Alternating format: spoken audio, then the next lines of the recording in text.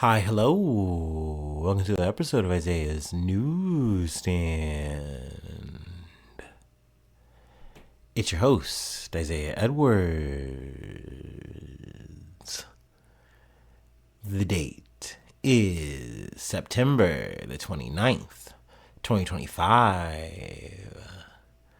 Hopefully this episode finds you well, in good spirits and high hopes. As for me, I'm doing pretty good. Happy Monday, happy Garfield Day to ya. Hopefully you got that lasagna. Hell, hopefully you got 2 scoops of that thing. As for me, we'll say we got our slice, we got our piece. It's been a good day, been a bit of a stressful day, but more of an internal stress. But overall, the day went well. We got up, we got to work. Work wasn't too busy. It feels like the work from over the weekend that people put in really paid off. So I didn't have to do too much today. I didn't have to really worry too much about being overwhelmed. So that was good. That was solid. But for me, the problem at hand, I'm having some money issues that I'm coming up against, which is, not new, not really too uncommon, sadly, for your boy. But it is leading me, what it looks like, to make some hard decisions, ask some hard questions, put out some lines for some, favors I'd rather not have to ask for. So it's been a little bit stressful in that regard. I do think I'm getting a handle, maybe, hopefully, on some things. But a bit of the drawback there is it looks like my October and probably my November as well are going to be pretty cooked. And by that, I mean, I'm not going to be able to go out and really hang out with the homies the way that I'd like because of the overtime situation that I'm volunteering for in the future. So, that's a bit of a bummer, but hopefully let's knock on some wood that I will be able to see the homies in the upcoming month. Hopefully my fall isn't completely tanked. But it is what it is. I just know that I got to make some, big boy adult decisions. And sometimes those decisions suck ass. Sometimes it's not what you want to do, but it's what you have to do. Especially when you don't have a safety net. You don't have anyone to really run to for help. And that being said, I want to say thank you for all the people who do what they can for me when I do put out those lines for help and things of that nature, even if it's just guidance, assistance, or saying, hey, I got you when I can, or whatever. Please understand, I really appreciate y'all more than I could ever express. So that's kind of the situation at hand, the crisis at hand, but we're making the most of it. Outside of, my mental stress, I had a bit of some tummy issues, but overall, we rallied, we got through that. Randomly, a bit of food corner. One of my coworkers was looking out for me. Maybe not so much for my hurt tummy per se, but just because I had wanted a thing. They had got me a banana and then also this chocolate covered peanut butter big cookie thing. I don't know exactly what it was. It was almost like it had the shape body of a moon pie, but it was just all peanut butter inside. And it was very yummy, very good. Like I said, didn't help my stomach for anything, but overall, very tasty treat, and that was nice. But yeah, like I said, mentally a little bit pressed, but post work we went to the gym, which was unfortunately a little bit busy, but that makes sense. Wasn't shocked to see that on a Monday, but I made the most of it. The Smith machine wasn't initially available, or the Smith machines weren't initially available. So I went to the free weights, did my double set substitution. Then the Smith machine opened up and I said, well, this poses a query, a question. Do you want to maybe switch up your substitution idea a bit and go for that? And I said, yes, Isaiah, I would like to do that. So hit that, and then I wound up cutting a bit of the filler that I do for some of the machine work. I normally kind of hit a bit of a circuit, but in this situation, I just said, hey, let's just do some core stuff. Let's work on the legs. I think I did a lat thing as well, and more or less I was good after that. I was like, we've hit the spots. I feel good. I feel satisfied with that. Did some cardio. And, by the time we were wrapped up with everything, I was like, hey, look, life isn't going to be rosy. It's not going to be cherry for the next month or two, hell, maybe 3. But, we're going to make the most of it. Sometimes you got to go through some not so fun times to get back to the good shit, and that'll really make you appreciate that. That's what I'm hoping for, y'all. So, bear with me, work with me here. Because I know it's also about to be another busy month because I got, just some shit on tap that I'm going to have to do work wise, life wise.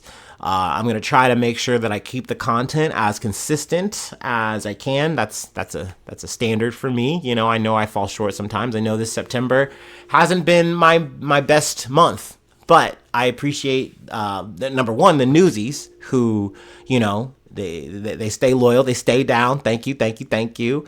And then I just appreciate the listeners in general. I'm very thankful to have the little bit of a base that I do have of people who just want to come and hear me yap about my precious little life and my thoughts on what's going on in the world. I really can't stress that enough, how much I appreciate y'all, no matter what I'm going through. I like that this is something that I can sit down and do, and I'm not alone whenever I press play, whenever I hit stop. I know that someone's going to be there to listen. It's not just me. So thank you. Really, hearts through the microphone right now, okay? They're radiating. They're pulsating. All right. So yeah, enough yapping about the fucking bullshit. Let's fucking do our startup and let's get to the real shit. Okay? Okay? But yeah, let's do our startup and let's get into it. I'm ready.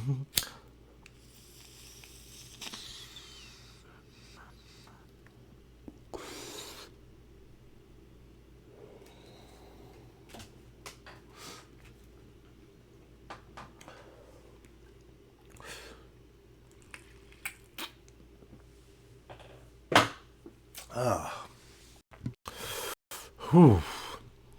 Okie dokie. The first story comes from People. At least 25 people are dead after drinking $1 bottles of vodka laced with methanol. At least 25 people reportedly died from suspected methanol poisoning, and several more were injured in Russia last week after they drank bootleg vodka. The reports from Metro and Reuters, I still to this day, 3+ years out, I'm still saying this shit wrong, but I always want to say Reuters. It might be Reuters. It's probably Reuters. I should probably correct myself, but I'm very stubborn. But we'll try Reuters maybe from now on. Metro, Reuters, and Russian news outlets, Izvestia, a group of people in Slantsy, located in Russia's Leningrad region, were involved in a mass poisoning on Friday, September 26th, after consuming 90 proof vodka, or about 45% alcohol by volume. Izvestia reported that all the victims consumed illegally sold alcohol products seemingly containing methanol. The outlet added that all of the deceased were found to have elevated levels of methanol in their system. Nikolai Boistov, 78, and Olga Stepanova, 60, were detained during an investigation into the deaths. Authorities said they found empty glass bottles and plastic cans in Boistov's apartment. Stepanova is accused of supplying the bootleg liquor to Boistov, who then allegedly sold bottles for about $1 each, according to Metro. Authorities said Boistov is also accused of poisoning his wife, who is one of the deceased, with the alcohol. Eight more suspects have since been arrested for producing and distributing the vodka, Metro reported. One of the suspects was preventatively jailed for 1 month and 30 days in Slanetsky City Court of the Leningrad region, announced on Saturday per Investivia. Now I'm just really fucking that name up. Methanol is extremely dangerous, and Mount Sinai Hospital states that as little as 2 tablespoons can be deadly to a child, and about 2 to 8 ounces can be deadly for an adult. Consuming the alcohol can result in difficulty breathing, blindness, dizziness, seizures, severe abdominal pain, and death. Methanol is commonly found in cleaners, windshield wiper fluid, antifreeze, and other household products, as it is colorless and odorless. Bootleggers making their own alcohol often use it to cut costs. which is a really grim, sad thing here, because you're using something that you know is killing people, but you're saying, well, hey, if I cut it right, it won't kill them so bad that they die on the spot, and they're getting what they want for super fucking cheap. I don't know what kind of mental gymnastics you're going to use as a person doing this kind of bootlegging, where you're saying, like, no, it's fine. Like, I can use a little bit of this. I mean, maybe the cocaine, distributor has the same thing when they're cutting the shit with God knows what chemical, and they're just like, yeah, whatever. And until you get to the fit, and it's like, well, hey, if they live, then it's going to be a hell of a ride. Like, none of this kind of logic, none of this kind of, once again, moral backflipping, meandering is going to make that okay. Obviously, you're selling poison straight up, straight out. Which is why they obviously, have the warning here saying, hey, whether you're a local, you're traveling, whatever, never buy the fucking hooch. Don't drink that wine. At least that, you know what I'm saying? Like, you got to go to the licensed dealer. You got to go to the licensed distributor. I know it fucking sucks. I know you got to pay a fucking heavy ass fucking amount, and it's not worth it. It doesn't feel worth it, but like, better you drink a thing that is actually gone through the proper protocols. Now, obviously in Russia, getting to the heart of the matter, you can't afford it. The prices have gone up so fucking much. Things are desolate. The times are desperate. And people are willing to lean on whatever they can to make things work. Obviously, alcohol is a thing people reach for. And when you can't afford it, you're willing to take whatever is available once again. And if you say, hey, I got it for $1, it's like, hey, I mean, I've drank a Vampirita before from Applebee's. I get it. But once again, I don't think that there's some fucking chemical in there that's not supposed to be in there when I'm at the Applebee's. I'm just already fucking up at the Applebee's. That's my one original sin right there. You know what I'm saying? Obviously, this is a very sad situation.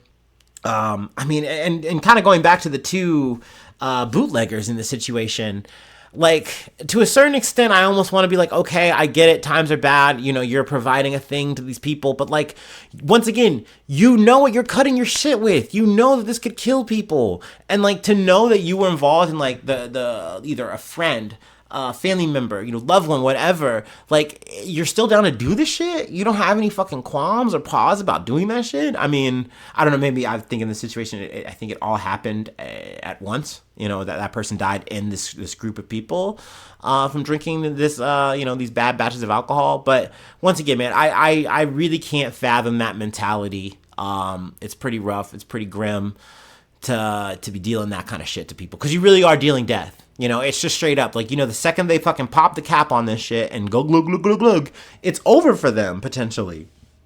And even if they live, like, let's say you did cut it like a goddamn pro, and it's under that 2 ounces for a fucking adult or whatever, you're still killing them. Slowly isn't the right word. You're still killing them over time. You know what I'm saying? So, like, this is some fucked up shit. When I heard this story, I felt pretty compelled to say, hey, let's just go ahead and start off with this shit. I gotta say, though, this is the worst story of the day. Like, this is the darkest one that we gotta go over. They do mention this one. This is actually a flashback to an old story. In June of 2023, at least 30 people died in Western Russia after drinking a homemade cider. A similar incident, which is what I'm about to talk, one I mentioned before, sorry. A similar incident took place in Laos last year when at least 5 tourists died after suffering methanol poisoning, including one American, which obviously made big waves. It was like, oh my God, American. I think that one made more headlines just simply for that reason, sadly. But I mean, it's the same kind of fucking shit, man. And, once again, in an economic sense, everyone's fucking down. Like, this shit is very fucking grim out there. Obviously, trust me, I know, I get it. But doing shit like this is literally dealing death to people. So obviously, I gotta come out and be against that. Like, you know what I mean? What the fuck? Like, once again, I get the economic circumstances that put people in this position to do this kind of shit, but like, it's abhorrent behavior, to fucking say, hey, I'm gonna risk people's fucking life. Like, at least just make it bad and like you live, right? I think that's better than fucking putting the methanol in the fucking batch, right? I don't know, man. But anyway, let's move on. I'm not a fucking chemist. All right, our next story is from Bloomberg. But I gotta say, shout out to Yahoo, because I know if I went on fucking Bloomberg right now, that motherfucker would paywall my shit. Guaranteed. So yeah, shout out to Yahoo.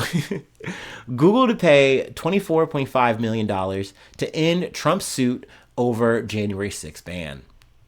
Google agreed to pay $24.5 million to resolve Donald Trump's claims that being banished from his YouTube channel after the January 6th, 2021 riot at the U.S. Capitol was illegal censorship, according to a court filing. The settlement disclosed Monday ends Trump's long-running legal challenge to the suspension. The filing says $22 million will go towards construction of a new ballroom in the White House, a project near and dear to Trump. Google declined to comment. The remainder will go to a handful of other plaintiffs who joined Trump in the legal action. I think the ballroom was the thing that he was more concerned about when asked about Charlie fucking Kirk, by the way, if I'm not fucking mistaken. Which is the thing Jimmy Kimmel called him out for in the joke, which is, apparently potentially illegal. Which, once again, cruel fucking circular irony here, if you ask me, for Trump to be up in fucking kerfuffles over something like that and say, no, this is illegal, you gotta get this guy, you gotta stop this guy. Like, this is what him and his flunkies are about, right? But meanwhile, like, getting taken off for literally starting a riot akin to yelling fire in a fucking crowded room, triggering a fucking event that actually did lead to people dying, by the fucking way. No. That you're hindering my free speech as the former president.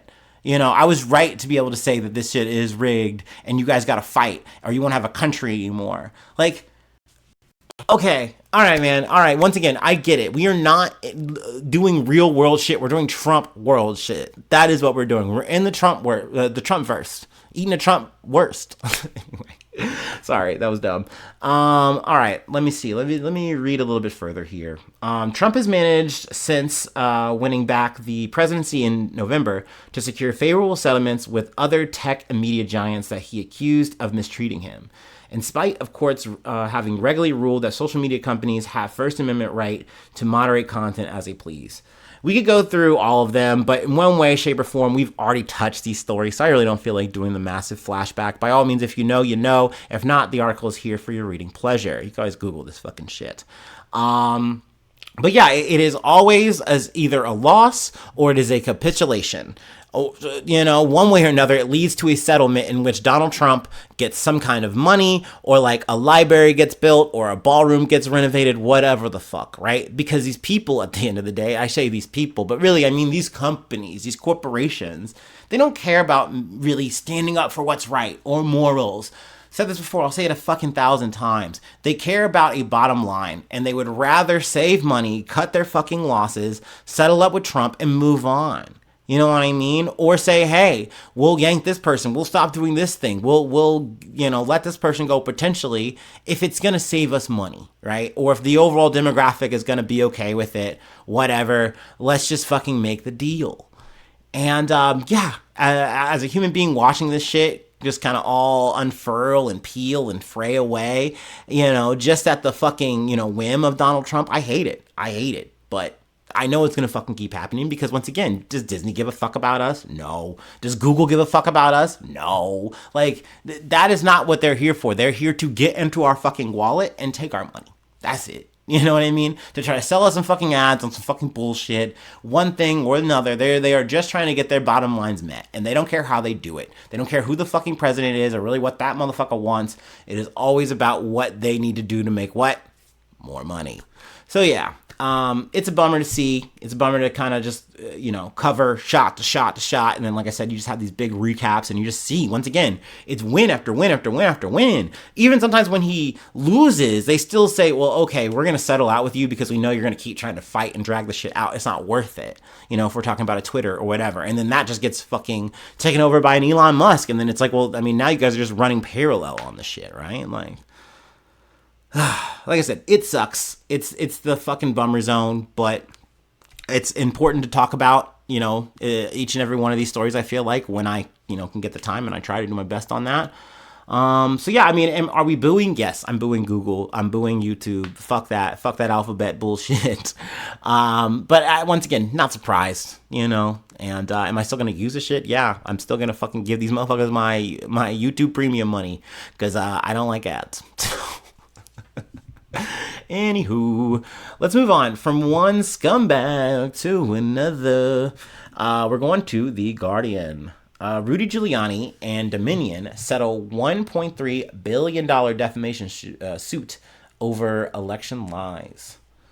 The former New York mayor and personal lawyer to Donald Trump has settled a long-running defamation lawsuit with Dominion Voting Systems over lies he told about the result of the 2020 presidential election. Details of the settlement revealed in federal court in Washington, D.C. in a filing late on Friday are confidential. The Colorado-based voting machine manufacturer sued Giuliani for $1.3 billion in 2021, citing more than 15 instances in which he made false or defamatory statements insisting the election was rigged against Trump, with the integrity of Dominion's machinery at the heart of the conspiracy theory. Representatives for Giuliani and Dominion confirmed the resolution on Saturday, but declined further comment when approached by CBS News.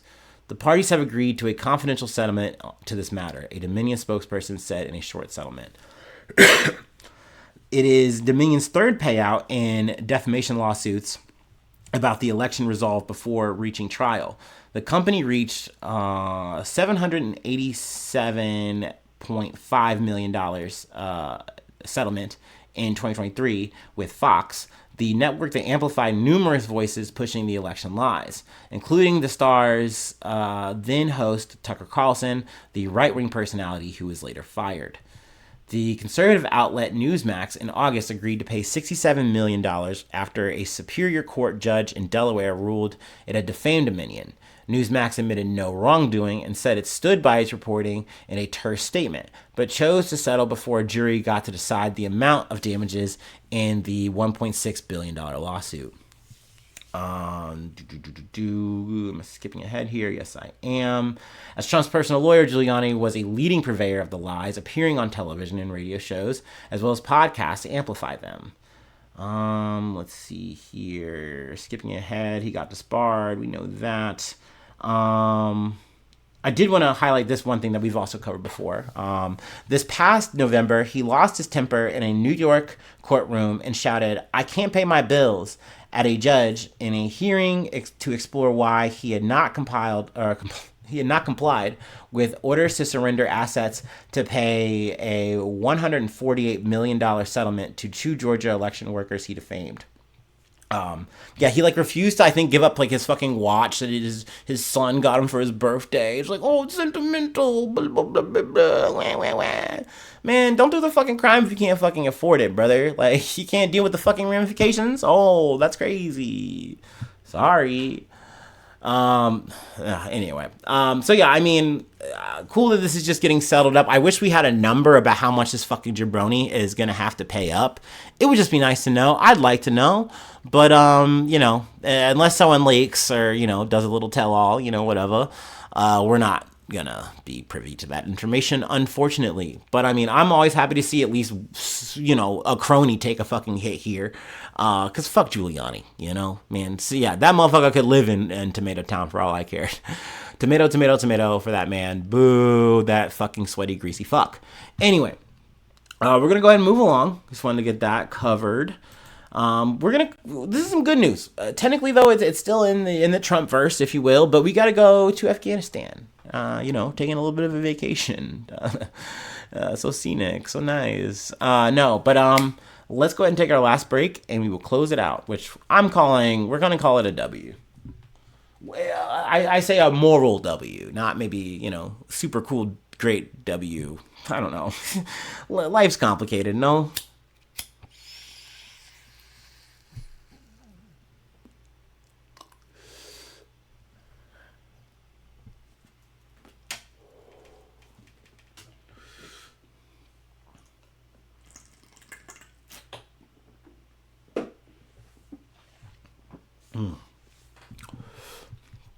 All right, from CBS News. American citizen released by Taliban after 9-month detention in Afghanistan.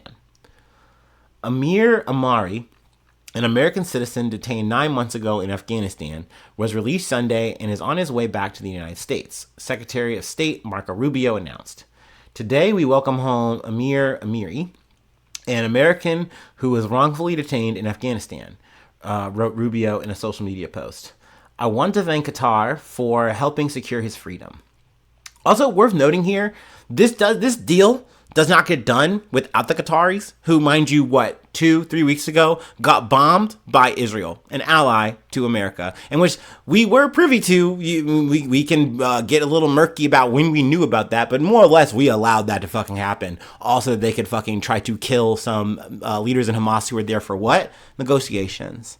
So I definitely want to give some credit to the Qataris here, because I don't know how. Like, I mean, obviously because the stakes are so high. I mean, there's a reason this guy comes to your country. You give him a fucking, new Air Force One, because you want this guy in your pocket. You want this guy to be on your good side. There's a reason that you're doing all of this diplomacy for America, right? Or you could say for the West in general, being an envoy for the Middle East.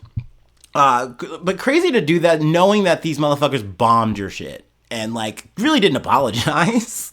Didn't really care. They're like, no, we're allowed to do that. You guys were housing them. It's like, we were housing them to come and talk to you guys. Like, okay, for a deal that you guys don't want to fucking take, that you guys are making. Once again, just kudos to them, the Qataris, for fucking making magic happen, I guess you could say. Because once again, that kind of diplomacy, I feel like that's some high level shit in 2025. I don't know. Anyway, a source with knowledge of the release previously told CBS News that Qatari diplomats had coordinated with the office of the U.S. Special Envoy for Hostage Affairs to facilitate it. After the Taliban took control of Afghanistan in 2021, Qatar signed an accord to represent U.S. interests in the country. Before Amiri, it had helped secure the release of 4 other American citizens from Afghanistan earlier this year. I feel like we covered at least 3 of those 4, if not all of them, but they do have them at the bottom of this article. Amiri was detained in December of 2024. Qatar began negotiating for his release in March, at first arranging a meeting between Amiri and the U.S. Special Envoy Adam Bowler during his visit to Afghanistan. According to the source with knowledge of his release, Qatari diplomats monitored Amiri's health and maintained close communication with U.S. officials throughout his detention, the source told CBS News. Oh, also, it's worth mentioning, just for the sake of the thumbnail, Amiri, I believe, is the one in the blue, second from the left, yeah. Negotiations persisted for several months until Qatar reached a breakthrough this weekend, which resulted in Amiri's release, the source said. Let's see here. I think Ryan Corbett might be the one guy I might not have covered from my memory. But 2 American citizens were freed in a prisoner swap between the U.S. and Taliban in January, one of whom, Ryan Corbett, who had been inducted in 2022 on a work trip. The Taliban agreed to release them from Afghanistan in exchange for Khan Mohammed, a Taliban figure who had been imprisoned for life in California on drug trafficking and terrorism charges. An official told the Associated Press at the time. I'm almost certain a story of that level I would have covered. I feel like that would be really hard for me to miss. But we did also cover Faye Hall and George Gleesman. So, yeah, won't really get into the weeds about that. But to kind of just close out my final thoughts on this, obviously this is good. I mean, granted, I don't know how these people are getting to these situations, but I feel like that's neither here nor there. You're locked up abroad. You're away from your family. You're a political pawn, you're a political prisoner, pretty much, whatever. It's good to see these situations get resolved in a way where a person gets to go home. Right. With whatever knowledge I have on that, I always just feel like that in and of itself, it's good. And whether or not, it doesn't matter whoever the individual is, that's always a good headline. No one really hates that. Right. So in that regard, I'm saying all this to say, I would say this is maybe, once again, one of the things that you go, okay, the Trump administration has been pretty good at that. They've definitely hit the ground running. I mean, granted, you could say, well, some of that is a little bit of baton passing from one administration to the other, but, credit where it's due, or at least I try to do that, right? This administration really does go hard to try to get motherfuckers freed. But once again, getting into the details here, you see, once again, how Qatar is the real MVP here. This shit doesn't move the same way without them, I don't think. I mean, granted, we've definitely seen this Trump administration in other countries, in other ways, get deals done, but, definitely I think having someone, a man in the middle like Qatar, is probably very helpful there. So there we go. That's all I had to really say about that, I guess. But yeah, we're going to call that good news. Yeah. closing out on a good note. But yes, that's all I have for today. If you'd like to help out, support the effort, become a newsie today. Roll call is coming up soon. I shout you out at the top of the pod for the month. Plug a project if you'd like. It's almost like a little billboard space. It's like a little baby cameo action, something like that. Way to look at it. But no. Also, if you have any ideas for Patreon things, let me know. I'm definitely game. I'm open to at least hear what people might want. Some little perks and things. But I know this is a very, obviously, bottom floor amateur hour thing, right? But I'm willing to maybe put some things out there. Anyway, but that's that. If you have free ways to hit me up, isaiahnews1@gmail.com. Feel free to follow me or the podcast on any of the socials. Subscribe to the YouTube. Follow on TikTok. Follow on Spotify. Follow on Apple Podcasts, wherever you like to listen. Leave a like. Leave a comment. Sharing is caring. All the stars are appreciated. On the comment, make it a cool comment. Like I said, insightful little things. Maybe, hey, try this. Maybe try that, Obviously, critiques are okay. Just don't be weird. Don't be mean. Don't be a meanie panini. Just be chill, And once again, thumbs up, not thumbs down, for the YouTubers out there. Don't be cringe, please. Leave that to me. No. But yeah, I really just appreciate you listening, no matter what, whether you react or not, whether you smash that like button or not. It's a vibe that you come through and let me yap to you. It really does. It means the world to me. So yeah. Thanks so much for tuning in. Thanks so much for being a friend. And hopefully I see you soon for some more good news. I love ya. Bye-bye. Mwah.